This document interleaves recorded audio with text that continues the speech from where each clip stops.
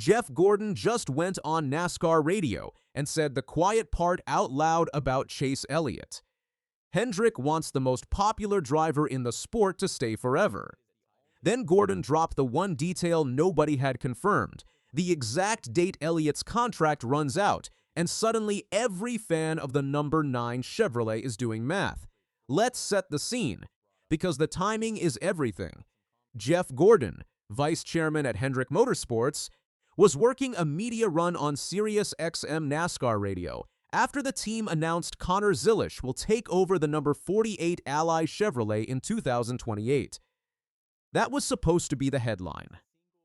Instead, somebody asked the question the entire Hendrick fanbase has been circling all summer. What about Chase? Gordon did not dodge it. He said that as far as Hendrick is concerned, they want Elliott to be one of those guys who drives there forever. That is the word he chose for a driver who has been inside that building since he signed as a 15-year-old high school freshman back in February of 2011. And there is a layer that makes Gordon speaking on this genuinely poetic. When Gordon stepped out of the car after 2015, Elliott climbed into that number 24 Chevrolet as a 20-year-old rookie.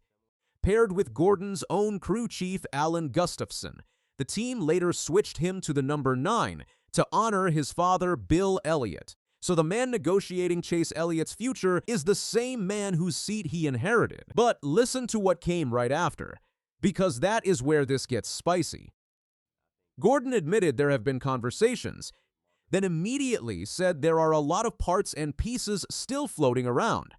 Partners, direct discussions with Chase that still need to happen and get buttoned down.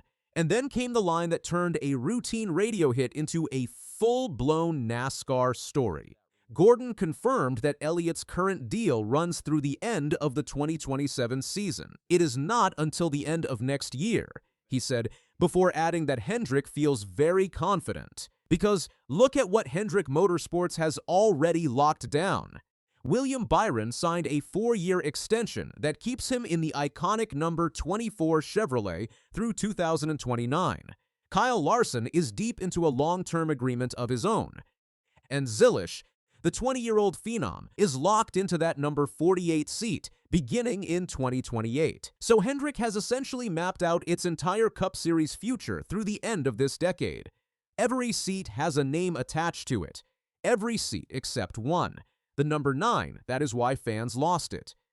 Not because Gordon said anything negative, he could not have been more complimentary, but because the most popular driver in American motorsport is the last piece of the puzzle without a fresh signature.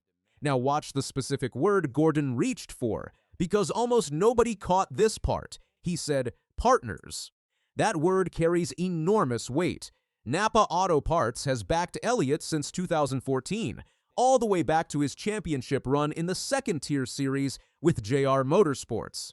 But the number 9 car in 2026 is not a single logo operation anymore. UniFirst is in its 7th season with the team and carries 5 races. Kelley Blue Book showed up at Nashville. Alumar took the Mexico City weekend. That is the modern reality of a NASCAR Cup Series ride. Gordon was not hedging when he said parts and pieces. He was telling you this negotiation involves a boardroom full of brands, not simply a driver and a car owner. And history says Hendrick tends to close these things dramatically. Elliott's current deal, the 5-year agreement that carries him through 2027, was signed on a Saturday afternoon at Daytona International Speedway. Hendrick waited for the biggest stage of the year, then dropped it. So what is Elliott bringing to that table? His 2026 season has been 2 completely different movies playing back-to-back. The first half was a masterpiece.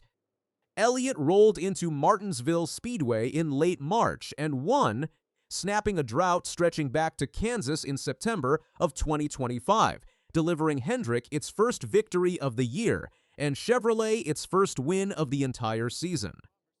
23rd career victory. Second of the season. The earliest he has ever recorded 2 wins in a Cup campaign, beating his previous best of 2 through 17 races back in 2022. He sat third in the standings and looked like Hendrick's genuine championship threat. Then summer arrived, and everything cooled off. From late June at Nashville all the way through to Richmond in mid-August, Elliott did not record a single top 10 finish. Not one. He faded from third in points down to seventh after Iowa Speedway, clawed a spot back with a fifth-place run at Richmond Raceway, then finished 25th at New Hampshire's Magic Mile and slid down to 8th. But here is the context that reframes that slump entirely. This was not just an Elliott problem, it was a Chevrolet problem.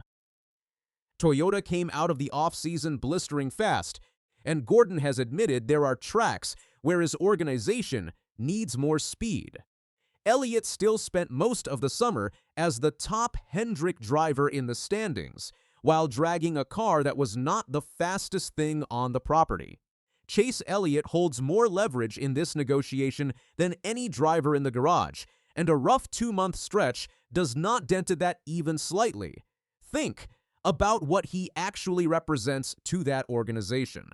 8 consecutive seasons voted most popular driver by the fans, a Cup Series championship in 2020, a regular season title in 2022, 23 career wins, and a merchandise trailer with a line wrapping around the midway every weekend. Gordon also let something revealing slip. He said conversations usually happen a little earlier with someone like Elliott. Is Elliott actually going anywhere? Realistically, no chance. But leverage was never about threatening to leave. Leverage is knowing precisely what you are worth while the other side runs the numbers. And the timing gets even better because Gordon's comments landed right as the 2026 chase gets rolling. Saturday night, the Coke Zero Sugar 400 at Daytona International Speedway closes out the regular season. Elliott has already clinched his spot, so he is racing purely for seeding position. And under NASCAR's new format, seeding is straight-up currency. The top 16 drivers reset with the leader on 2,100 points, second at 2,075, third at 2,065, and everybody else stepping down in 5-point increments through 16th place. One chaotic superspeedway result could swing 15 free points before the chase even opens at Darlington Raceway on September 6th. 10 races with no eliminations and no single-race lottery deciding the whole thing. Whoever banks the most points by the time the field reaches Homestead Miami Speedway takes the trophy home. So picture this. Elliott puts together a legitimate run at a second Cup championship over the next 10 weeks, then strolls into a negotiation next spring holding a trophy. Gordon says Hendrick feels very confident about getting this done. What do you think? Does Chase Elliott finish his career in the number 9, or does a rival organization take a real swing at him? Drop your prediction in the comments, hit subscribe, and I will catch you right after Daytona.